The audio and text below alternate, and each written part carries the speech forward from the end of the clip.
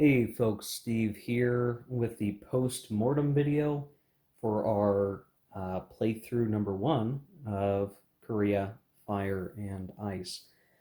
Obviously, the title of the video that you see on YouTube and that I just said spoils something for the end of this video, but we'll leave it for later. Um, so yeah, this is a post-mortem video. For those who watch my channel or have seen my series in the past, you're familiar with this. If you're newer, the post-mortem video is not intended to be a review. Some of what I say here will probably find its way to the review when we get to it, the final review. Uh, that is organized a little more coherently for viewers who might not watch, 20 hours of content in this playlist for covering this game. But this is really just my thoughts as we finished up the game, and I have a lot to say for sure. And this is obviously going to be almost a big old ramble, right? Nothing is scripted here. I'm very off the cuff, just talking about how I feel after playing through this playthrough, what I'm thinking, the stuff on my mind.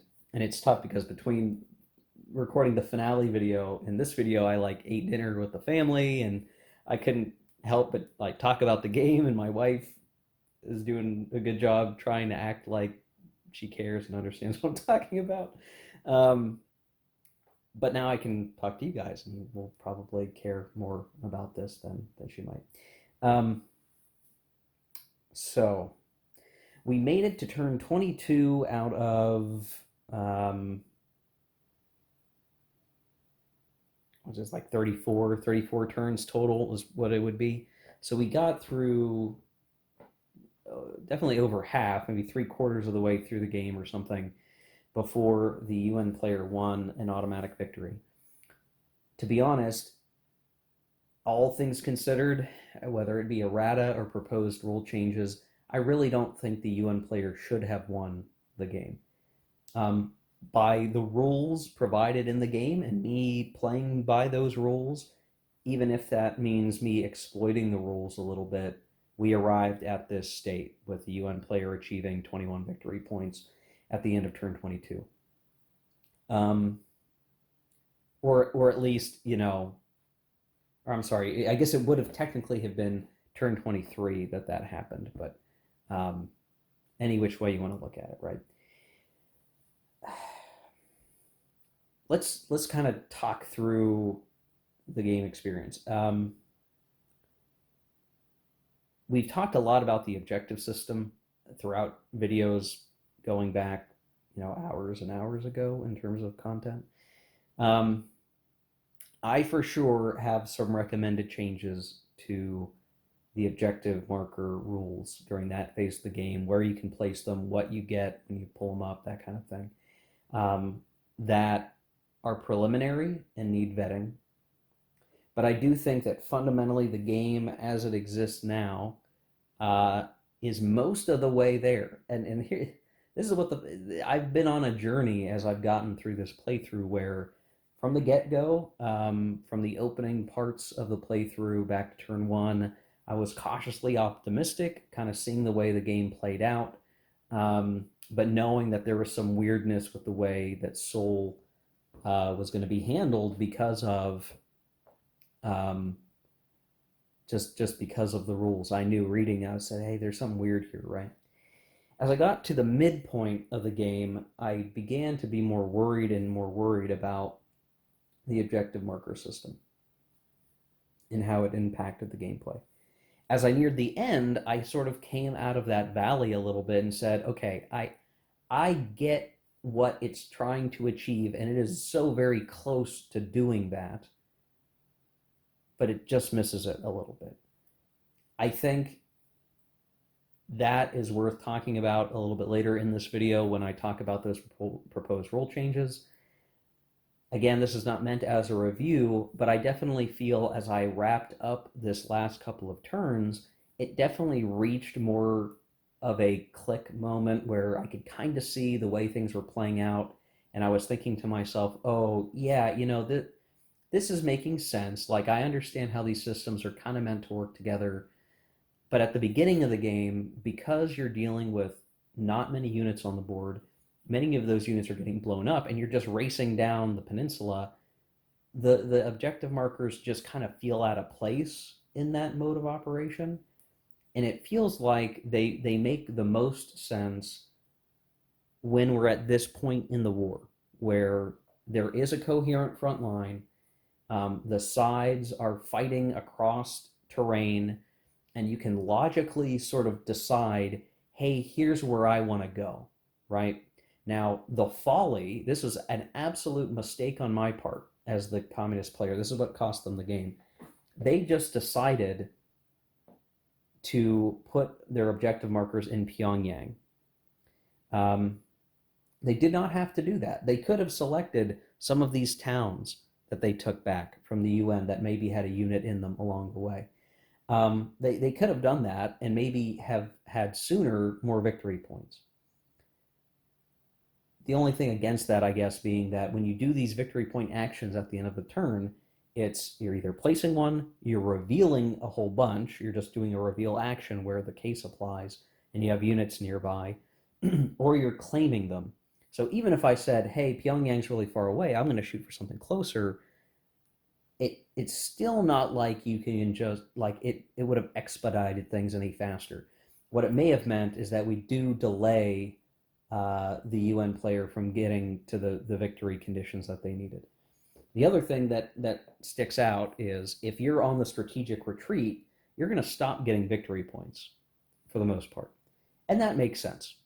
At least you're gonna miss your opportunity to get objectives, because you're only going to be able to get victory points from objectives for stuff you've already captured that is far behind the front line. So there's this baked-in timer for whatever efforts, whatever things you have achieved.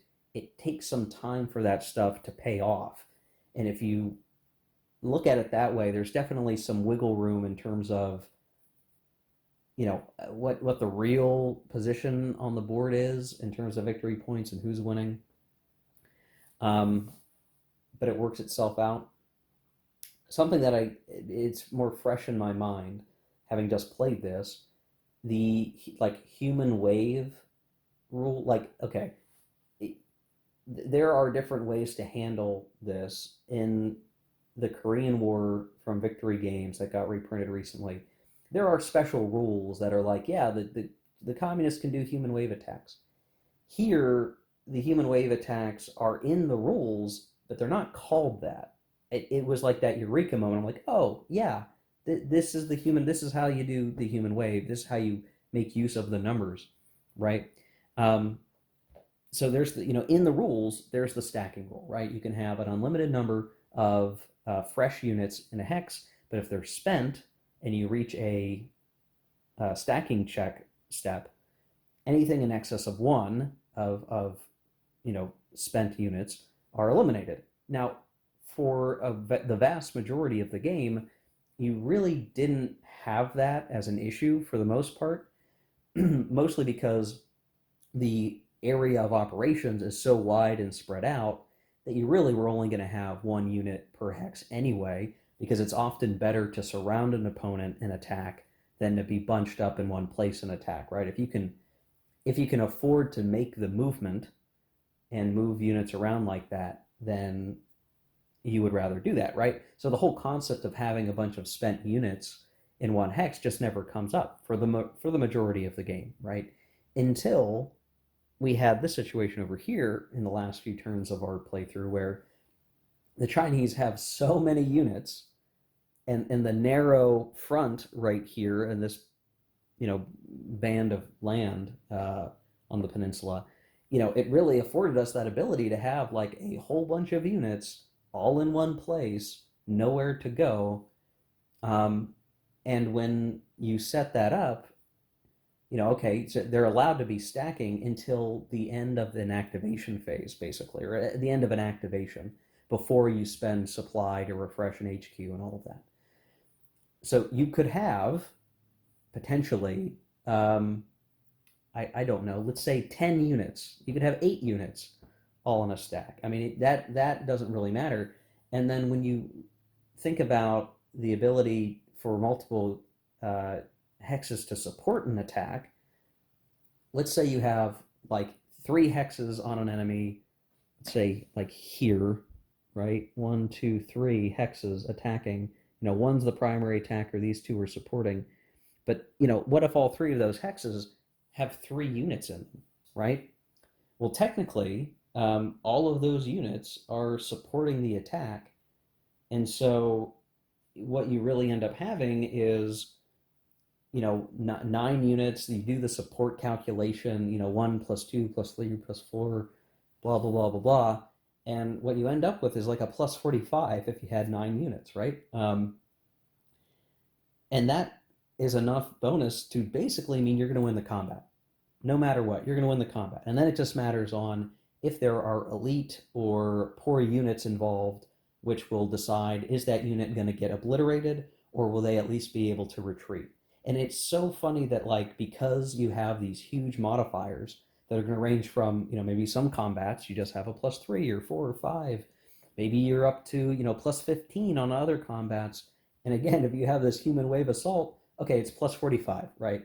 You don't even need to roll the dice some of the time, right? If you look at each side's modifiers, you can kind of figure it out and say, okay, plus 45 compared to plus 10, we don't need to roll the die. It doesn't really matter, right?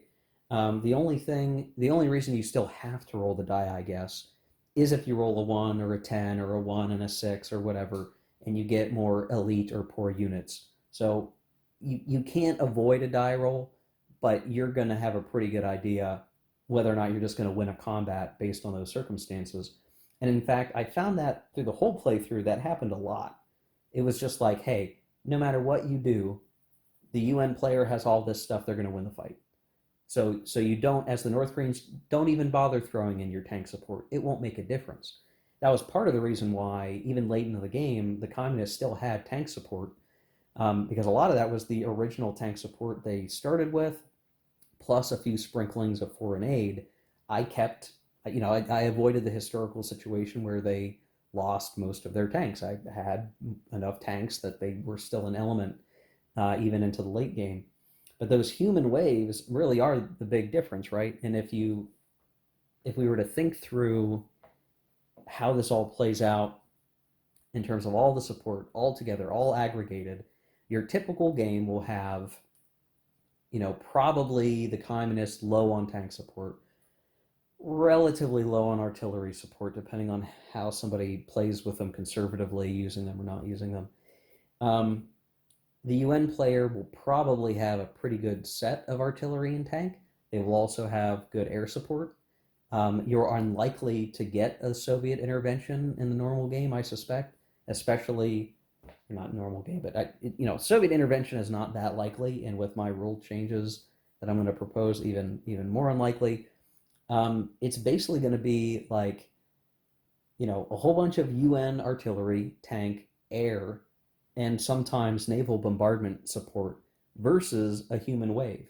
And depending on the circumstances, the UN player might say it's not even worth trying to defend that combat, or in others, their combined assets may be just enough to be equal in measure to the human wave attack. And that's where you can kind of see where, when there's a coherent front line, the game, the actual, like, who's winning better at this war game starts to come into play. Because at the beginning, the North Koreans are going to beat up the South Koreans. Guaranteed that's going to happen. Then the UN forces will come in, the US will come in, and they'll beat the crap out of the North Koreans, and they're going to all head up north. And then the Chinese are going to come in, and they're going to beat up on the UN player, and then somewhere in there is some equilibrium where you can fight back and forth, and that's really the more interesting part of the war, and really is why I think that scenario 4, where you start with Chinese intervention, makes a whole lot of sense to play that, because that's where the big, we'll say, beyond strategic level stuff is over with, right? Um, why play turns 1 through 10 if you think the North Koreans are just going to wall up the South Koreans every time, right? You might just skip past that stuff. Or you play it thinking, well, if I do even better, maybe I get an automatic victory by taking Pusan and all those other ports. Maybe I just do better overall, and that helps me later in the game, or whatever. Right? There's a lot of different ways to look at it, depending what you and your buddy or yourself want to play when playing this. I mean, it is interesting to play from the beginning and kind of see the whole experience. If you're really looking for like, hey, here's a competitive situation, you might want to just skip to Chinese intervention and let that play out. Um, so the whole human wave thing, the stacking, the fact that, yeah, in some cases I had units that had to be lost because they had nowhere to go after advancing. They just didn't have, things were too clogged up. That sucked. I lost a few units, but that was the trade off for the human wave. It makes perfect sense for that. It makes perfect sense for the game to work that way.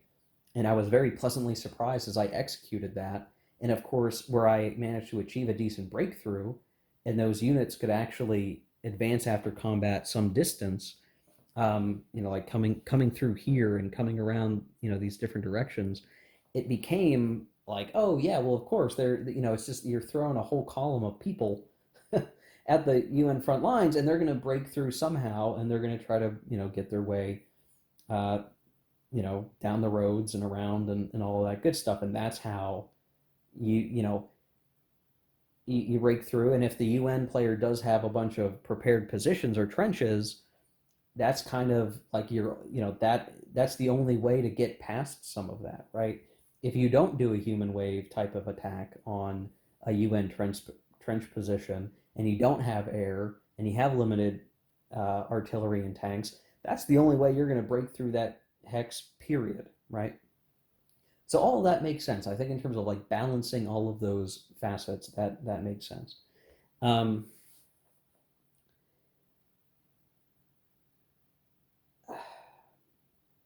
the air stuff, what I'm glad, I'm glad that the Soviets intervened.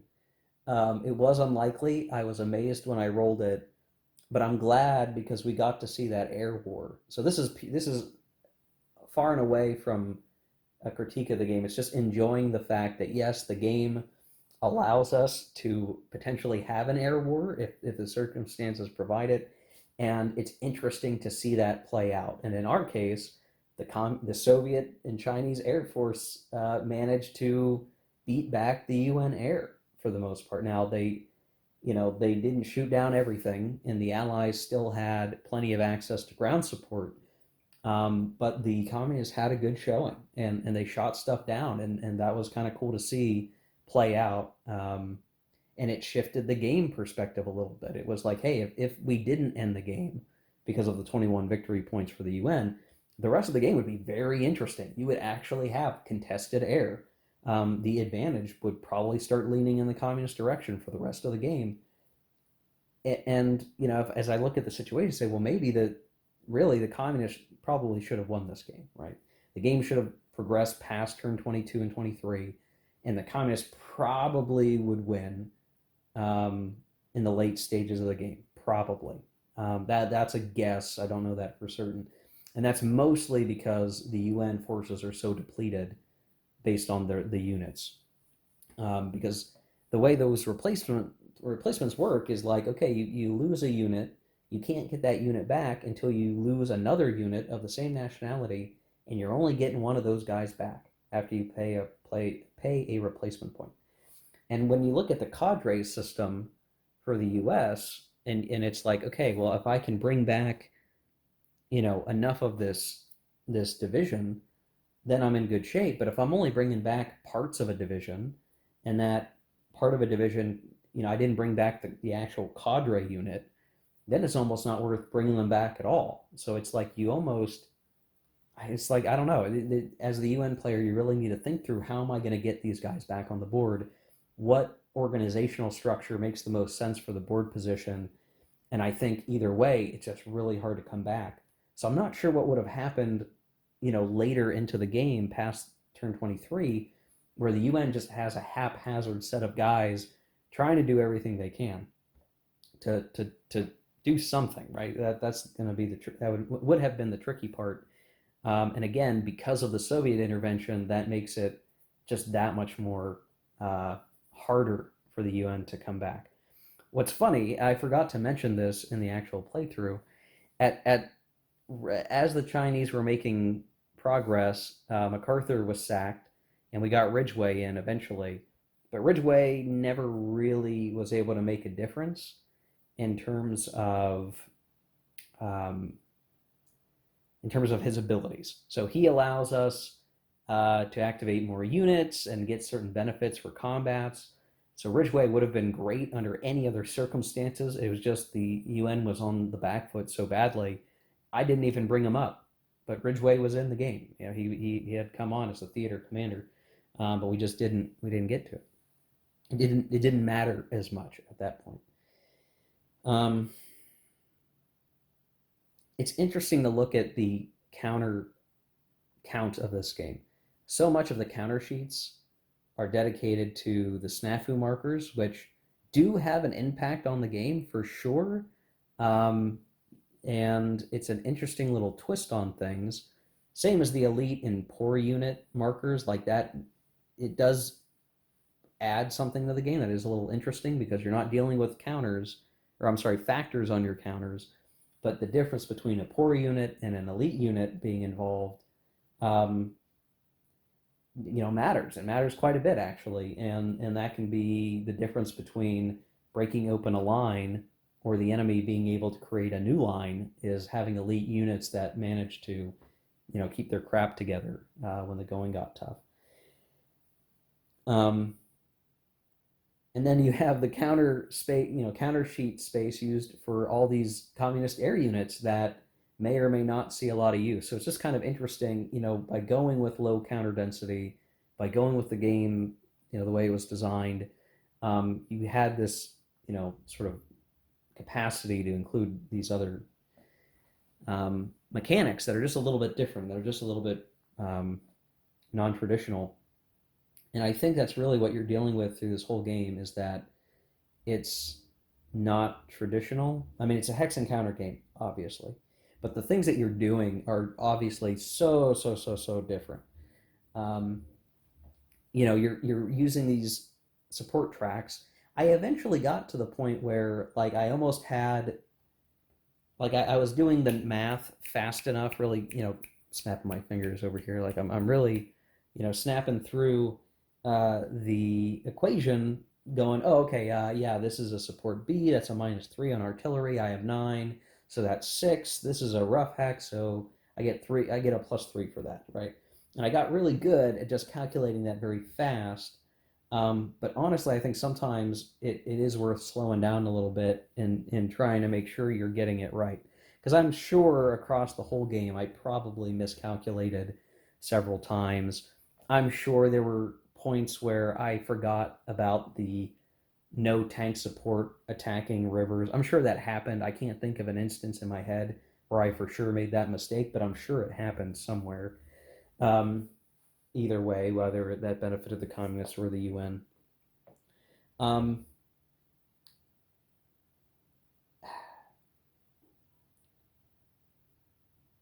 I think my whole thing with delaying entering North Korea may have helped a lot. So I went back and forth, when I was creating the videos around that time, and said, "Hey, I'm going to halt. I'm not going to go into North Korea. I'm going to wait." And then I thought, "Oh no, that was a bad call. I should have just kept going." Well, if I was playing the rules as written, um, maybe it's not so bad, right, that I halted, because if that meant that the Chinese intervention was delayed yet again, and I'm enjoying the fruits of my labor in Seoul and getting all my victory points in Seoul, and I've bought enough time to get the victory points that I needed to win, um, then maybe that delay was worth it, right? I mean, if it comes down to that die roll for Chinese entry and you do everything you can to delay them, and that buys you time to get your victory points, then it might be good to halt south of the border for a turn or a month, and then search for just buying a little bit of time. Working the die rolls, right? If you're just working the die rolls, that's what you want to do. The fact that it happened as late as it did, it definitely impacted the game. I mentioned that in the other video, but that is an element, right? If you can delay Chinese intervention as long as possible, yeah, maybe that helps you as the UN player. Might help you a lot, but there's an opportunity cost. Um, if, however, we couldn't have our little piggy bank in Seoul where we were getting to place and reveal markers and all of that with little risk, and instead we were forced to keep getting victory points by pushing forward, then we probably would not have halted at all. Or it's an actual game decision at that point. It makes more sense. Like, hey, I'm giving up victory points to slow down Chinese intervention. That's a decision space that makes sense. So if the only way, instead of getting victory points out of Seoul, and I had to get victory points from areas I had not yet taken control of in North Korea, that's how I was going to get more objective points. Then it's a real decision, right? I'm either gonna I'm gonna slow down picking up victory points and not invade North Korea in order to slow down Chinese entry. That makes sense. That is a sensible, logical decision point to think through. Um, so it's going to come down to solving that problem. Um, in terms of the actual like moving, attacking, all of that, I do think the game works well. I mean, again, I'm benefiting from using the 3.0 rules, but they do make the game much more clear. There are some things that need to be added to an errata sheet or added to like a 3.1 version of the rules, and I'll talk about that too here very shortly, um, to make it complete. Uh, I had some help by asking Adam on Consum World. I do not think it works for a game for you to have to go onto a forum and get specific answers to things that the rules don't cover properly. I think the living rules, the PDF, whatever are the latest rules, need to be able to cover those things and provide guidance to a player, so that they're not having to be on Consum World asking questions about a game that's been out for several years, right? The air stuff, like I said, was good and interesting.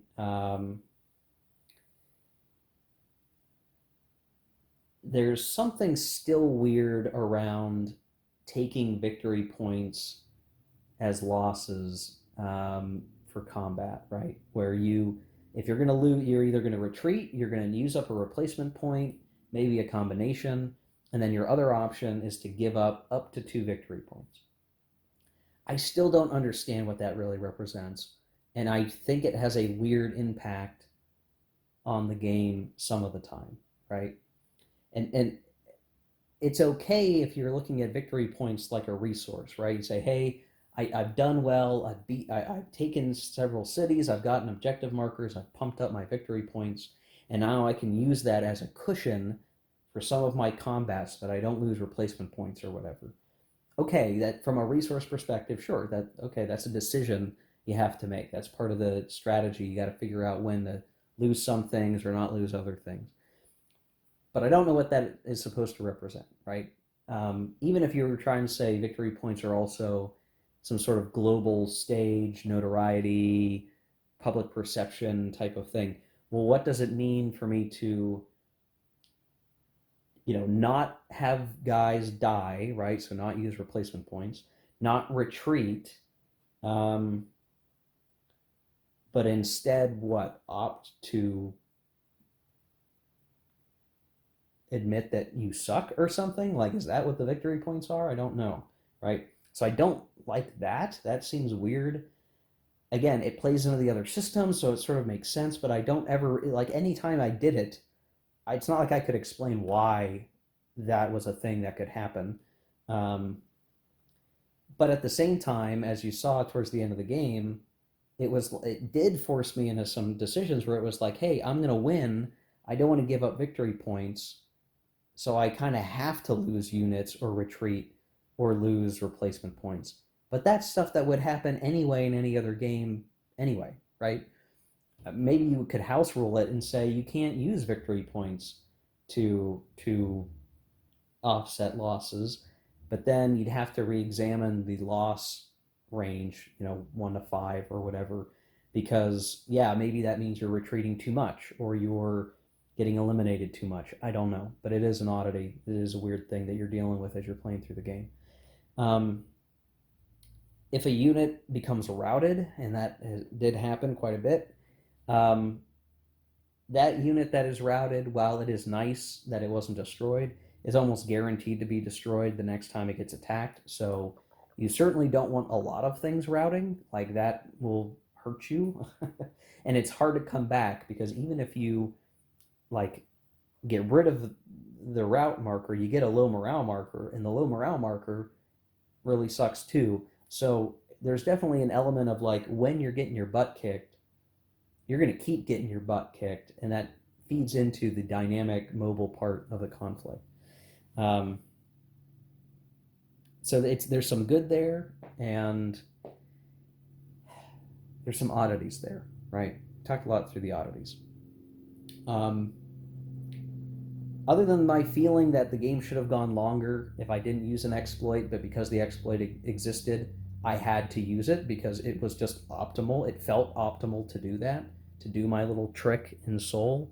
It was definitely absolutely optimal to do that. That's why the UN won the game. They did the thing, they won the game. Um, but had they not been able to do that, I do feel like the game would have gone much longer. It would have probably gone to the communists, but it might have still been a tight game. I'm a little bummed that I couldn't feel like I could play that out and see what it really looked like. Um, I did enjoy playing through it though. This whole playthrough. I mean, there was enough stuff going on that I enjoyed it.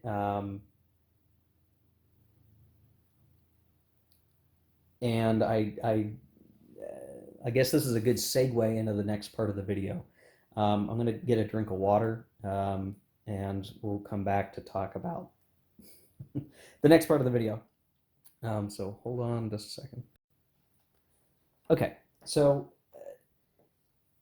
when playing through a game like this, the first playthrough, even if it's a long one, tends to be a learning game. I thought I had some stuff figured out on like turn one, and looking back, said, "Oh, I could have taken Soul faster, if only I had done, blah blah blah, X Y Z, whatever." Um, so there's that element that follows me through this whole thing, an unavoidable thing. Somewhere across the game, I probably did not play optimally, or maybe I misjudged the situation to a certain degree. That for sure happened, and I hope that no one who watched this whole series thinks like at every juncture in every video, I was just doing the very best, most bestest thing in every case. That wasn't necessarily the case.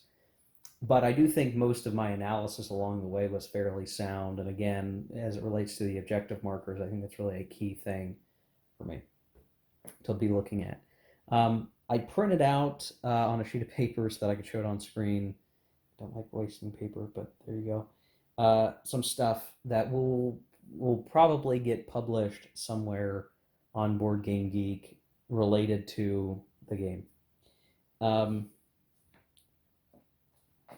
First things first, there's some errata that needs to be added to the 3.0A PDF, which is the PDF you would find if you went online.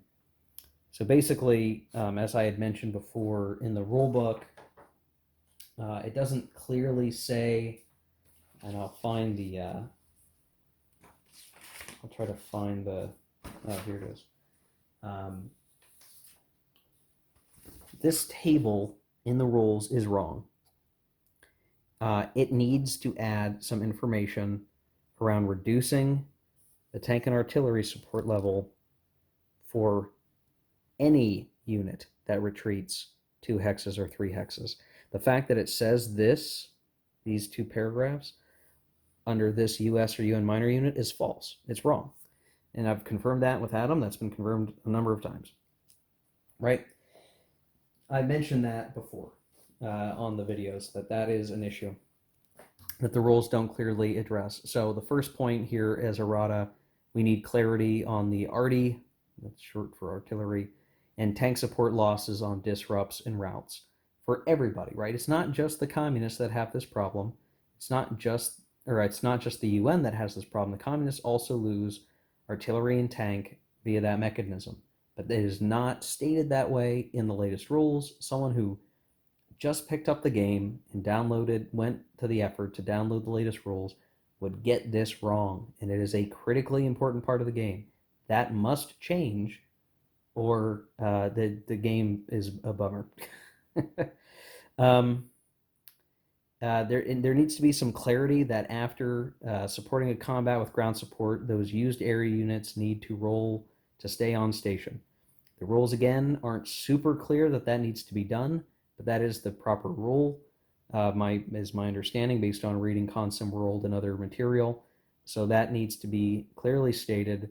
It is in the example of play, and that's just something that needs to be in the rules clearly. And then another piece being, we need some clarity on if ground support air units become damaged on a die roll of 6 for staying on station.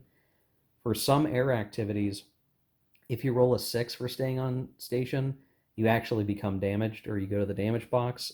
So we need just some clarity on if that applies for those ground support units that are doing their roll for staying on station. I played it where I did have to roll after using plane air units for ground support. So I was doing the on-station rolls for that. I did not have them go to the damage box if they rolled a 6. I probably should have, but I did not. At least I don't think I did. There's a couple of typos in the scenario for reinforcements for the Grand Campaign. On week 2 of September 1950, it says the 7th Marine Division. That should say the 7th Infantry Division. For the Scenario 4 reinforcement schedule on week 1 and 2 for the October 1950 turn, it says 3 UN replacements and then 2 UN replacements. Oh God, and of course I have a typo.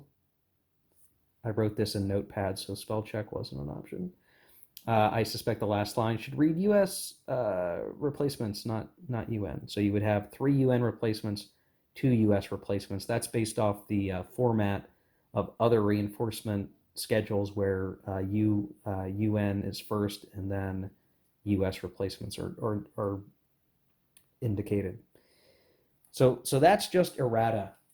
Errata for the latest version of the rules. It kind of sucks to have to say, yes, there's more changes that need to be made for it to work, but I strongly feel that Adam or others, if you're watching this, a 3.1 version of the rules is needed. Absolutely needed.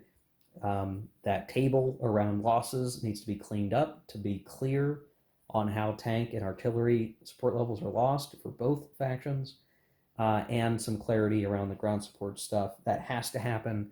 And then obviously the reinforcement schedule, those are just a couple of minor typos.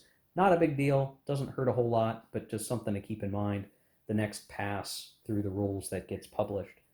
So then the next thing here is a little more controversial. These are my proposed changes. These are proposed changes for section 6.2.3 of the rules, which is this page of the rules, the objective marker segment. So here's the, I guess I'll make this easy for everyone, and I'll fold this piece of paper so we can look at everything at once.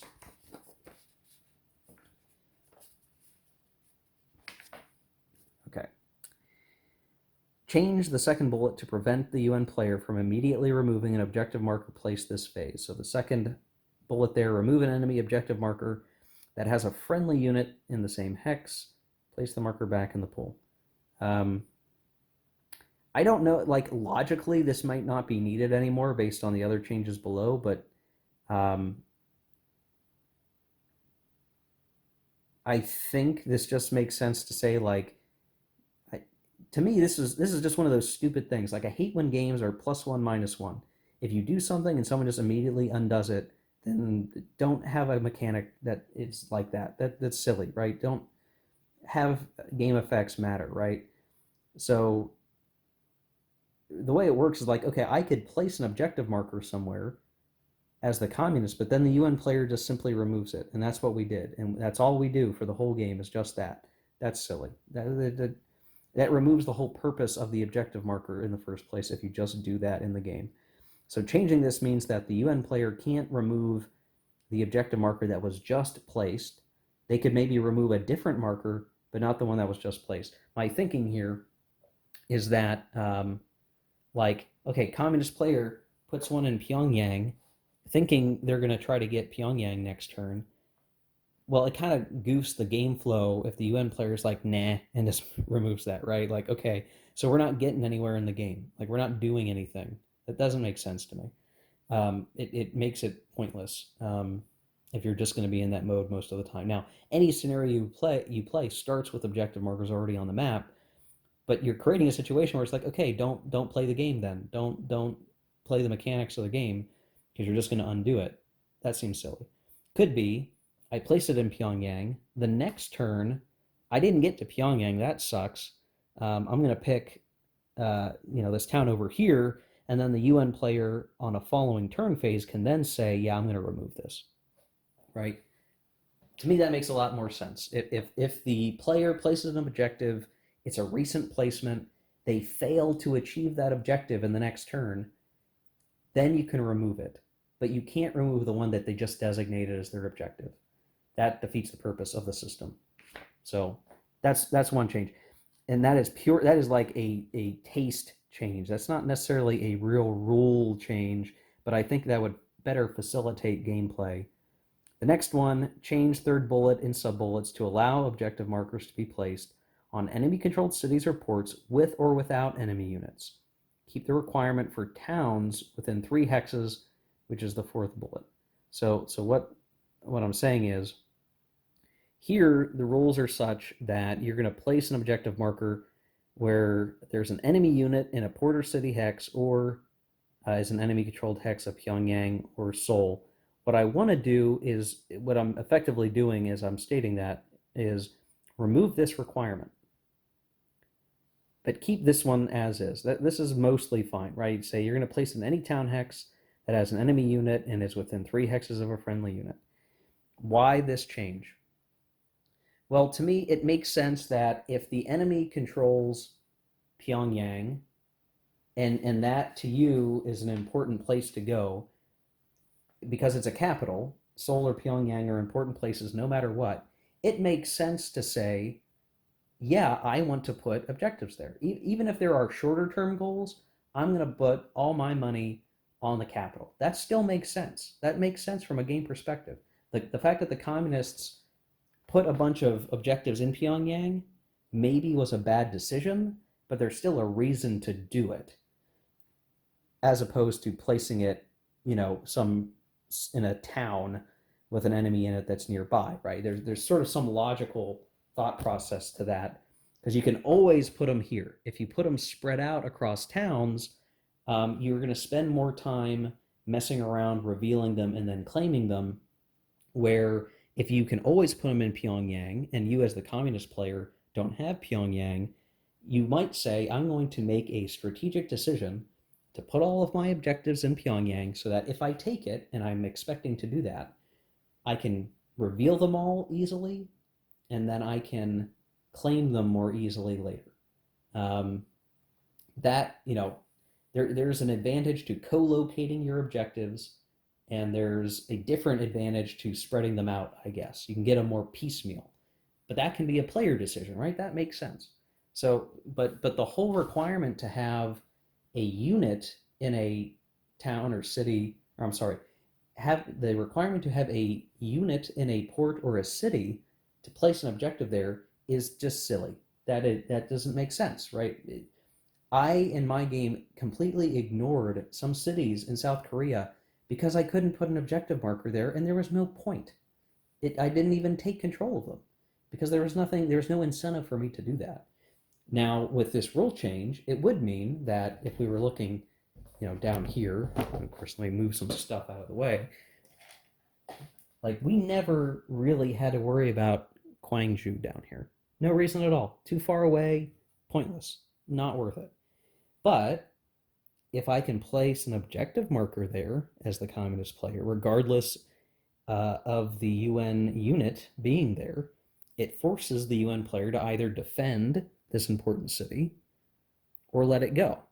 And now I still have to get down here and take it and do the whole thing, but at least it means that the places that should have some importance actually have importance and not just suddenly lack importance because there's not a unit there. So yeah, and ports are also important, right? The ports are important any which way you want to look at it. So to me, it still makes sense to say, hey, if it's a city or a city or a port, with or without a unit, you can place an objective there so that you can get victory points for taking an area that is important. It shouldn't matter if the opponent is failing to defend it. It's still territory that's important. Now, you might be thinking, but Steve, if you make those changes, then couldn't you just place objective markers in weird places and get free victory points for cities? Aha, there's an important change that I think needs to be added to make all of this work, and it's actually drawn some inspiration from the existing rules. Last little subparagraph here, important. Add a requirement that the objective must be placed north of the most southern communist unit if it's the UN player placing the objective, or south of the most northern UN unit if the communist player is placing it. Now, you might understand what I'm saying right away and it clicks, but if it doesn't, let me explain it a little bit more. And we'll sort of orient our front line around this a little bit.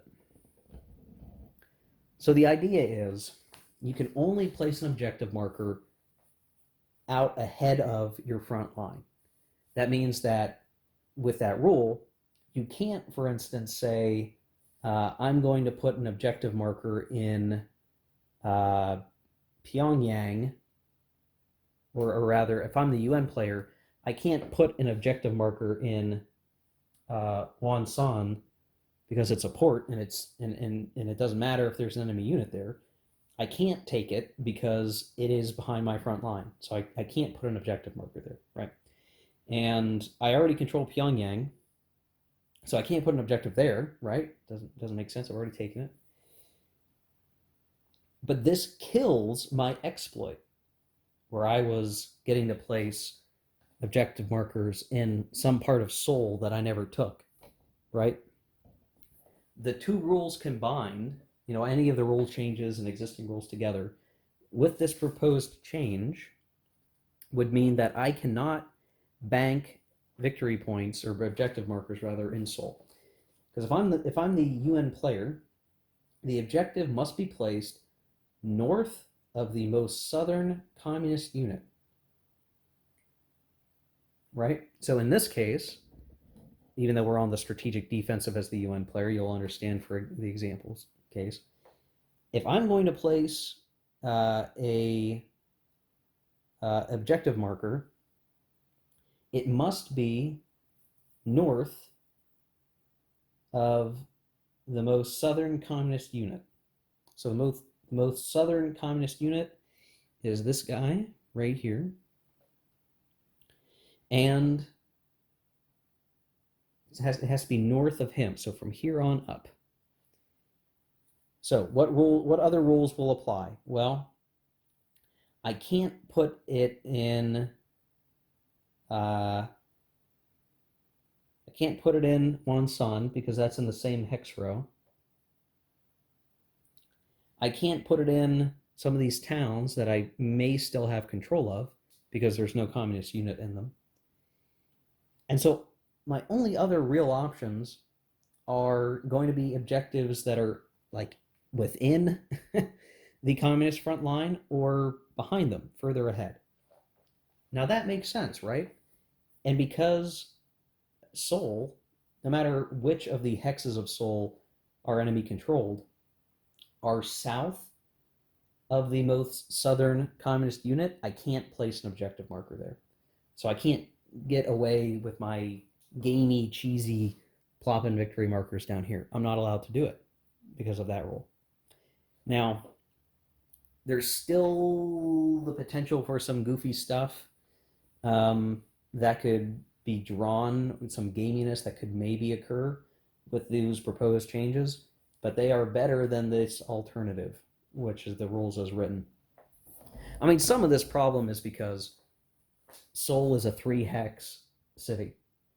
So when you say, hey, you can put it in an enemy controlled hex in Seoul or Pyongyang, well, for Seoul, there's multiple hexes. What if you don't take control of all the hexes? All right, that therein lies the exploit for the game system.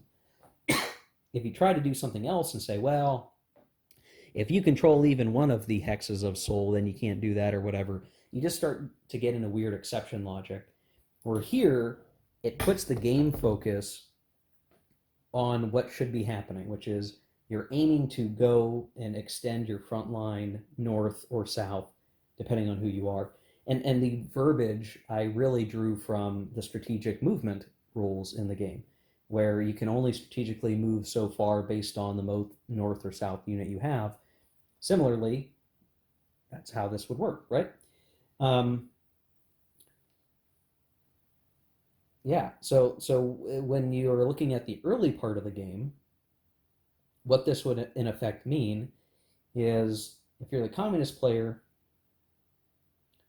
um, you want to be placing markers south of the most northern UN unit.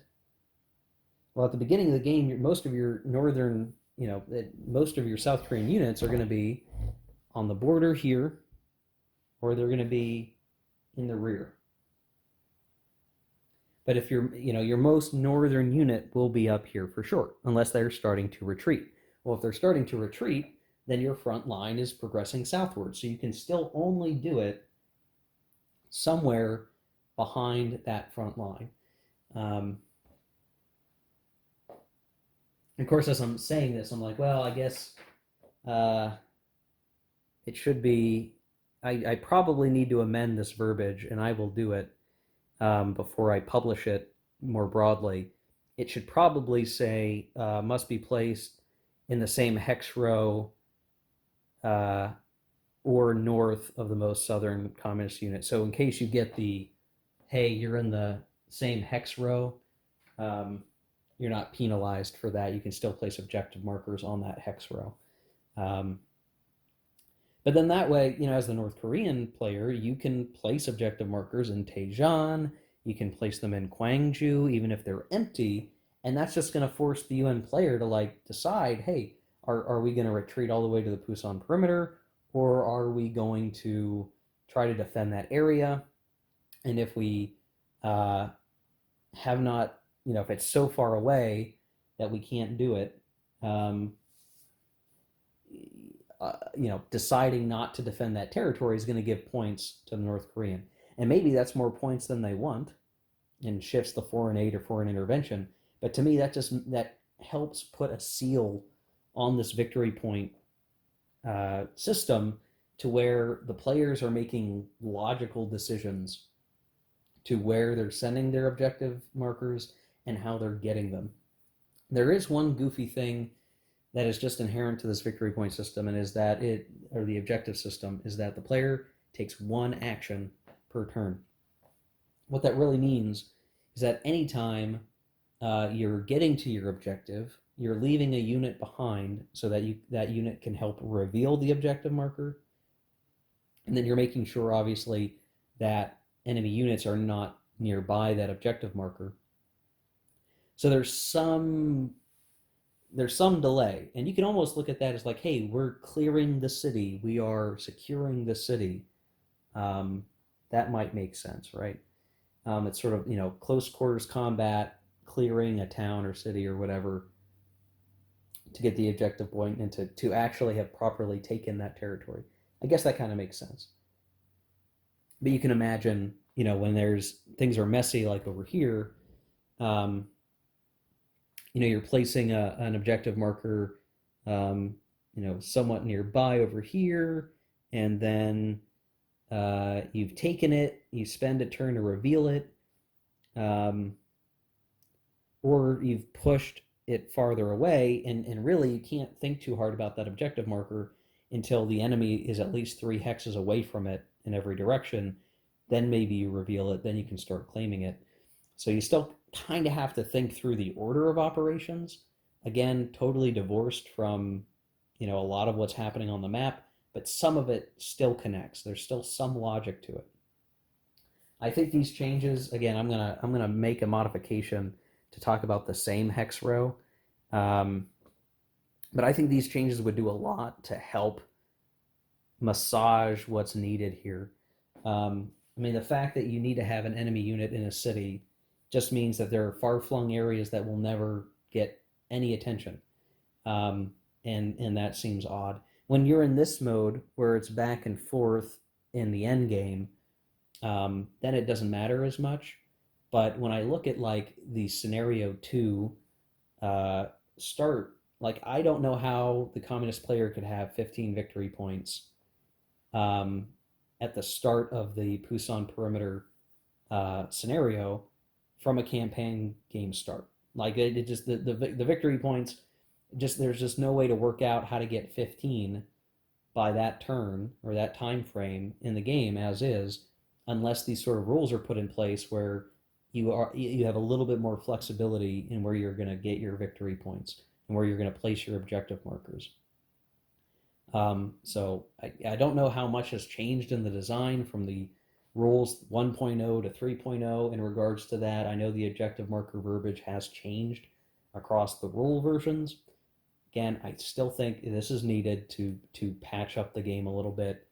And honestly, if these last few things are clarified in a 3.1 rules update, if my proposed changes are actually taken not just as an unofficial variant, but are taken wholesale into the next rules thing, which is a little presumptive to even say, but I just want to call it out. I think the game gets a lot better and it presents itself a lot better.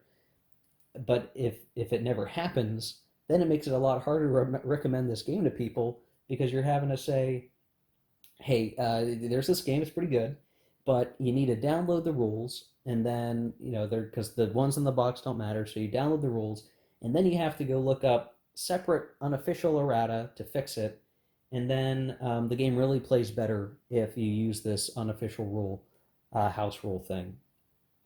Um, that's not a good look for a game.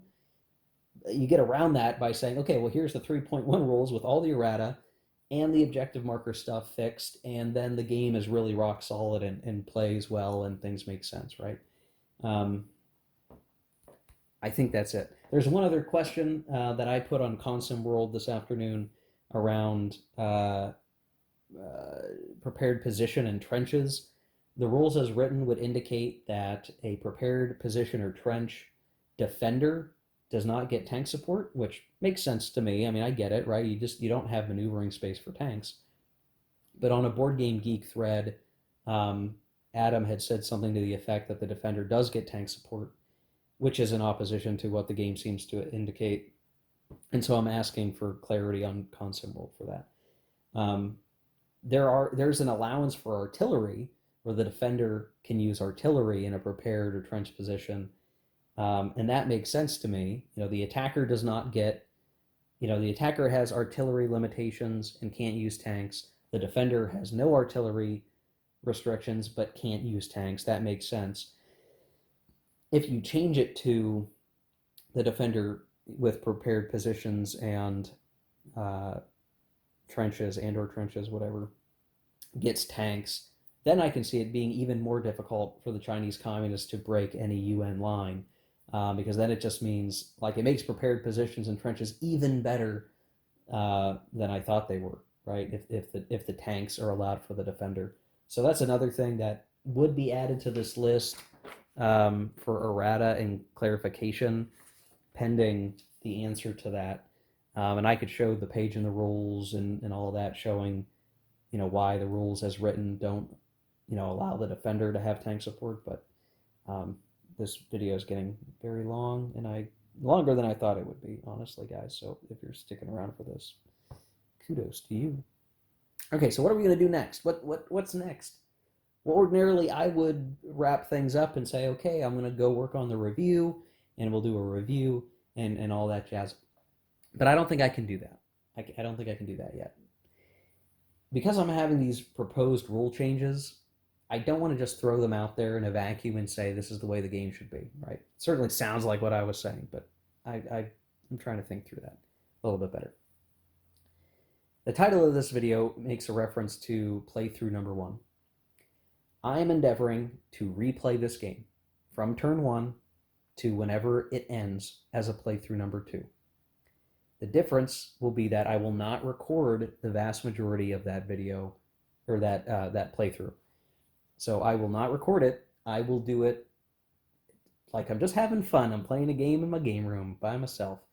But what I will do is I will do some recordings at different points in the game to kind of show where things are at and how my proposed rule changes and the errata and all that stuff mixed together benefit the game, or if I find that I can poke holes in my own proposed changes. If I can exploit the thing that I created to solve an exploit, I want to talk to that as well. So my intent will be probably over the span of 1 to 4 shorter videos, I will show you the end result of playthrough number 2. So you will not see hour-long videos for several turns. For the second playthrough, it will be, I will play through the first 10 turns and we'll do a video. I'll play the next 10 turns and do a video, and then maybe I'll finish out the game and do another video or something, and then do another post-mortem at the end of playthrough number 2. This is a bit abnormal. I don't usually do this. The closest parallel would be when I played 1918, 1919 through a couple different scenarios, and experiencing the different game scenarios there, rather than just a one and done. This is really the first time I'm feeling like I have to do a second playthrough to really get a feel now for what I think about the game. Because I think so much of the first playthrough was learning, understanding, seeing how the parts fit together, seeing flaws, and understanding how the flaws play into how I'm experiencing the game. I think the second playthrough will work because I understand both sides a lot better. I understand their strengths and their weaknesses. I understand the rules from the get-go a lot better, especially for the first couple of turns of the game. And then with my proposed rule changes, I will hopefully experience a much smoother game feel, because the objectives and the VPs will make a lot more sense in terms of what I'm doing on the map. So there you go, guys. I don't know how soon that next video will be, but that is the next thing that I'm going to be doing. Because I won't be stopping and explaining myself and creating hour-long videos, I will actually probably speed through that playthrough very quickly, pending my free time. So expect it to be a relatively quick turnaround, comparatively speaking, to what we've seen here and how long it's taken me to record all of this and play through it. I will probably shoot for 15-minute long videos as a review of where things stand, depending on how serious the game situation is or what things I've uncovered as I've replayed the game. So you lose the deep analysis that you're used to seeing from my videos, but we get a chance to vet the things that I'm proposing, because I don't really do this usually either. I don't propose game changes or rule changes or whatever. I really am not doing that kind of thing very often. But here it seems really important to really hash it out, because I don't want to do a review without being able to provide something constructive and being able to see the game for what it is really intended to be and the game experience that I think is intended. And I think that my game changes actually play more into what's really intended to be there for a player, for the players to be deciding what to do and how to do it. and however many rules revisions have occurred, things maybe have mutated in a direction that wasn't really originally intended. So that's the game plan. That's what we're going to do. We're going to do playthrough number 2. Um, we'll see you guys in the next video when I complete whatever amount of that playthrough I feel confident enough to present to you and talk to you about. So that video could be coming in a few days. It might be a week. I appreciate your patience. Um, I am not willing to say this game is a bad game. I'm not willing to say this game is a perfect game, but there's more to look at here. I'll at least make the leap and say anybody who rated this as a 2 or a 3 based on the original rules or whatever pedantry that they involved themselves with and their bad attitudes or whatever, I think this game has value. I think the game is enjoyable to a point, to what I've experienced so far. Like I've had fun with it. And it really is going to come down to splitting the hairs on getting things a little bit better situated. But for sure, it is not as bad as someone might say it might have been. Maybe it was as bad. It's better than at release for sure. The 3.0 rules are better. The game plays, and it plays pretty good. There are these things we need to hash out, and I want to make sure I feel really good about my understanding of everything in those proposed rule changes before I do a review and before I post any more about those rule changes. So bear with me, guys. We're on a journey. So thanks for watching. Take care, guys. Keep on gaming. See you later.